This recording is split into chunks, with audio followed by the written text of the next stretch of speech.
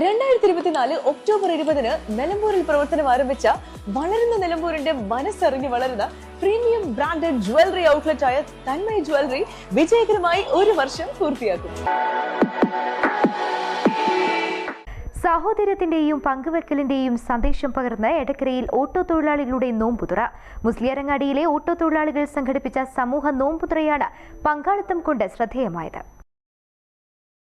Musliyarangadi Midland മെഡിക്കൽസിന് സമീപമാണ് നോമ്പുതുറ നടന്നത്.